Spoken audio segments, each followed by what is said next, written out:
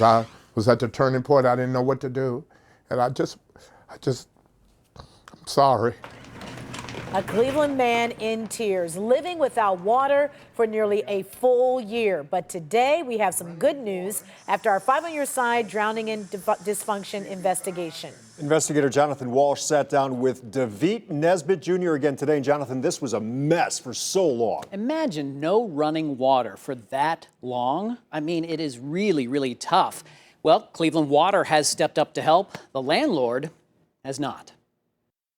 I got running water thanks to TV5 and getting City of Cleveland get the water turned back on. It's something 70-year-old David Nesbitt Jr. from Cleveland hadn't seen for a while. Running water. I feel pretty good seeing the water on. I need it. This is a man who, as we've shown, has trouble getting around his own house. He's had heart attacks, strokes, and gets dialysis. His water was turned off while he was in the hospital last March. People don't realize what it is when you don't have a utility. There was finger pointing with David's water bills. It ultimately fell back on the landlord, Kiana Ligon, who at one point during our investigation told us, "You're going to pay the water bill tomorrow?" That was last week, and still no payment. Hey. David called Kiana while we were there. She said she couldn't talk. We called. It went to voicemail. Again, it's Jonathan Walsh from News 5. You had mentioned to me that you were going to pay the bill for David, and you have not done so. So you haven't heard from your landlord?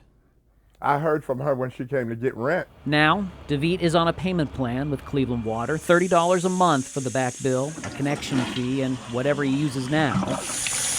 We asked Cleveland Water for an interview. It declined. David knows he has to keep up with the payments. And it's going to be a struggle for me. You know, I have a brother, and he helps me a lot. Hard to believe that a man clearly having a hard time, in a wheelchair, had to fight so hard for water. I'm really thankful for TV5 getting in there, pushing, helping me get the water restored, and I'm getting a little more comfortable now. I can wash up much better, and it's a good thing. The landlord told us David is responsible for the water. It's part of the lease. But here's the deal. She can't take the rent money and not have running water to the home. That's against the law. If he broke the lease, she should have gone after him for that money and or gone through the eviction process. Wow. Well, we're so glad that the water Yes, is back on. But sure. we know that all of this is going on while a lawsuit is also happening with the NAACP Legal Defense Fund. As a matter of fact, that suit, we're talking a little bit about this here, Cleveland Water, it claims that Cleveland Water discriminates against its customers by using tax liens to collect water bills.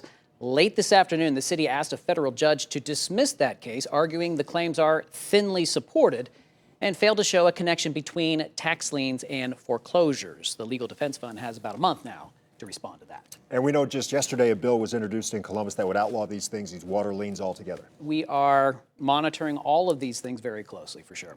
We know you will. Yeah.